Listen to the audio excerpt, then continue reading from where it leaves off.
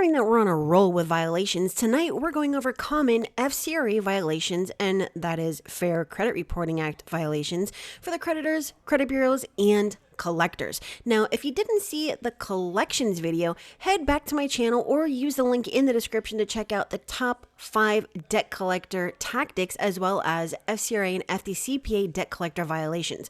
And while you're there, you may also want to check out how to remove verified accounts on your credit report, because the bureaus are just not cooperating. And if you don't know these tactics, then you will not be able to remove your negative items. All right, so let's get to common Fcra violations. And of course, make sure to stay to the end of the video, because this can be the difference between removing a negative item and, unfortunately, having it stay on your credit report. And yes, for free, you can access this link in the description so that you can go check this out in your own time. All right, so what is the Fair Credit Reporting Act, you ask? Well, I'll tell you.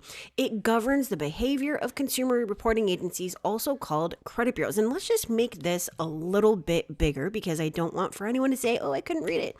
All right, so failing to report that a debt was discharged in a bankruptcy. I see this all the time.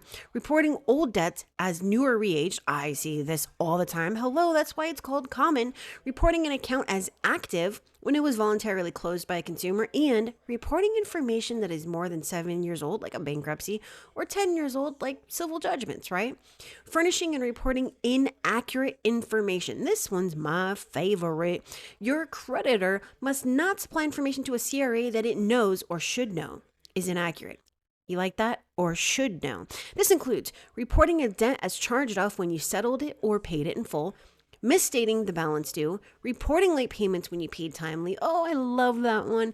Listing you as a debtor on an account when you were only the authorized user, or supplying credit information on an account where identity theft was previously reported, or failing to maintain a reasonable procedure for you to report identity theft. Mixed files.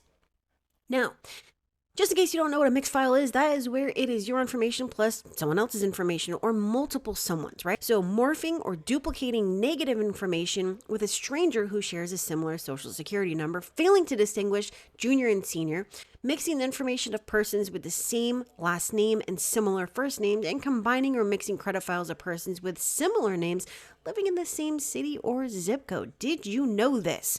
Failing to follow debt dispute procedures. So when you submit a written dispute about the accuracy of an item on your report, credit bureaus and your creditors must take certain actions in response. All right, so let's just jump down to what these are. Notify a creditor that you dispute the debt that is reported. This is called the notice of dispute, and it is required within 30 days of the date of your first dispute receipt, and this is required under Section 623. Conduct a reasonable investigation of your dispute, Section 1681. Correct or delete any inaccurate, incomplete, or unverifiable information within 30 days, or 45 days in some cases, like right now, of receiving notice of your dispute, and debt dispute violations by creditors and other information suppliers. Notify every CRA involved that you dispute the debt. Submit corrected information to the CRA subsequent to investigating your dispute. Refrain from continuing to submit information that it knows or should know is incorrect. Conduct an internal investigation of your dispute within 30 days or 45 days again. Provide you with a reasonable, what the heck does reasonable mean? Well, that's a different video. Procedure, including an address to submit a written dispute or report of identity theft. And guess what? When you look at your credit report and it says unknown collection, normally these are medical collections reported by Equifax, and there's no address or creditor's name or data furnisher, this is a violation of Section 623. I remove collections all the time with that. Inform you of the results of the investigation within 5 business days after it completes the investigation. Privacy violations. They cannot release your credit report to just anybody. Well, these days they do. They can only give them to authorized persons. CRAs may disclose your report only to persons or entities that have a valid need, such as, this is called permissible purpose, creditors, landlords, insurance providers, utility companies, and employers. And it's actually also courts. Requesting a credit report for an impermissible purpose. Even though your creditor, your employer, landlord might be allowed to pull your credit report, they must still have a permissible purpose to do so, right? Someone pulls your credit report to determine if you're collectible before filing a lawsuit against you on an involuntary debt or other non-credit matter, for example, in determining whether to file a personal injury lawsuit. Your employer pulls your credit report without your permission, or a creditor on a debt you discharge in a bankruptcy pulls your credit report to check out your current financial activity. Now, I forgot to add a little bit of space in between here, but withholding notices. You're entitled to notices concerning reporting, handling, and use of your credit information.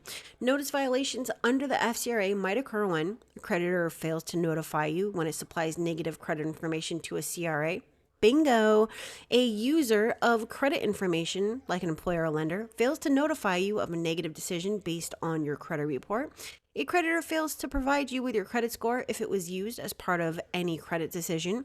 A creditor fails to notify you of your right to dispute inaccurate credit information. And a creditor fails to notify you of your right to obtain a free credit report, or a creditor or user information refuses to identify the source of the credit information it obtained about you. Now, I'm going to post the links to the other two videos down in the description, but I'm also going to post the link to this. And yes, this one is free. The collection one is not. If you have questions, post it down in the comments. Smash that like, subscribe if you haven't done so. Check out these other two videos because they are very, very important. And use the other link in the description to also join my YouTube exclusive newsletter. All right.